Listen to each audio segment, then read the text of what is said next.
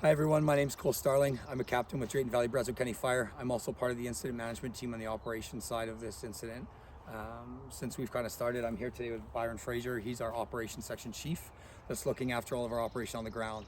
We know everybody's excited to be back in Drayton Valley Brazeau County. We just thought we would put together a small series of videos to just make you guys aware of some of the hazards that we're going to see out here in this wildland urban interface. As we go forward through this incident, things you can expect to see are a lot of things we're going to show you today. We want to arm you with this information to make sure you're appropriately prepared for safety risks out in the environment. So one of the things that we're going to talk a lot about is going to be danger trees. We know everybody's excited to get back in the area, and you're going to have a lot of interface issues that come with this type of fire. One of the issues with danger trees we're going to talk about is compromised root systems. So typically these coniferous style trees have root bases that spread out horizontally across the ground. A lot of the substrate and soil types we have in this area are peat moss.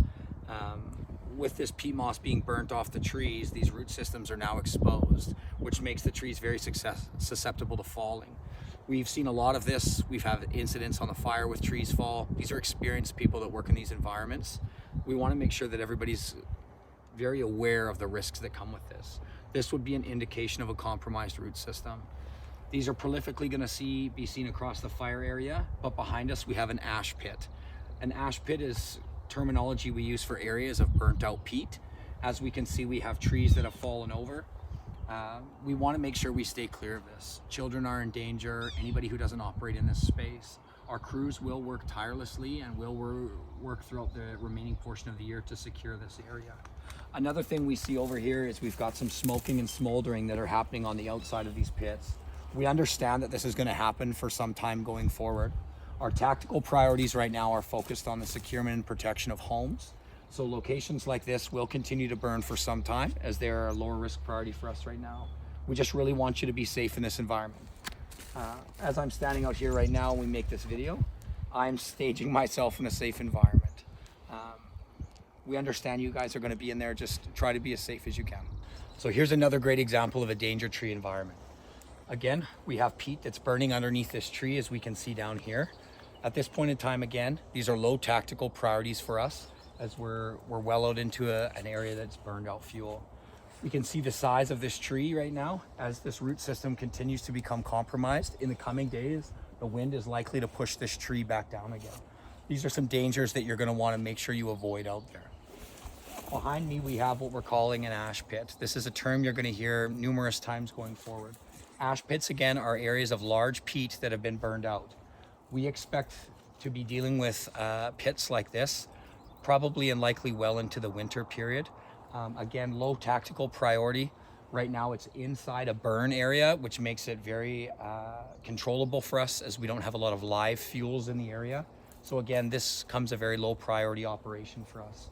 Things to be aware of in these ash pits at this point in time is they can be very difficult to operate in.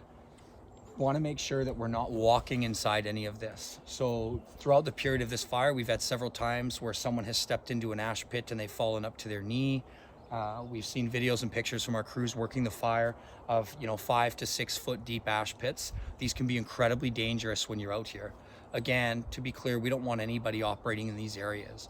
We understand that some of you will be out here, so we're going to arm you with some of this information, but by no means does this mean that you're armed or knowledgeable enough to operate in this interface. There are risks out here that can and will kill you if you put yourself in an inappropriate place. Just make sure you're being mindful at all times of the area you're operating in. You're taking no risks inside this space. Give our crews lots of room to operate. Remain positive with our crews at all times in your interactions. Everybody's very stressed and everyone's doing the best they can. But this is a risk to us. We understand. We will be seeing these for many days to come, and we will be continually working as a department with landowners in the area to identify and address issues like this. So another risk you're going to run into, again, we don't want you operating these areas, but we want to arm you with some of the information, is again talking on the topic of ash pits. It's going to appear that lots of these areas have walking surfaces that are going to be appropriate. The reasons why they're not is, of course, we have underburn throughout this area. As you can see, this is not a stable straight for us to operate from.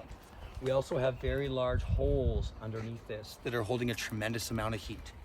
At this point in time, if my foot was to fall inside there, it is likely that I will encounter burns on my foot and or my leg. Our crews are more than aware that we're not going to operate in this space. We're going to kind of cool our way in and work these areas out. We want you to be armed with this information. Again, this can provide a very dangerous platform to operate from. We ask that you stay clear of all hazards like this by at least 25 meters. We understand your curiosity, but we want you to be safe. Everyone, we just want to address some concerns. We've been getting a lot of phone calls from the public about flare-ups and trouble areas. We do want to affirm that we are aware of them and we are patrolling them constantly. Perfect area is right behind us here across from Rex subdivision.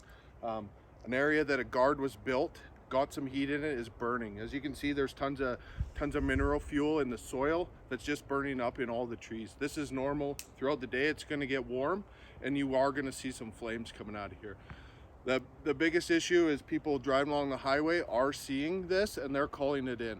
This is okay. We have burned fuels every way around it. Even if you can go across the highway, it's burned across. So there is nowhere for this fire to go.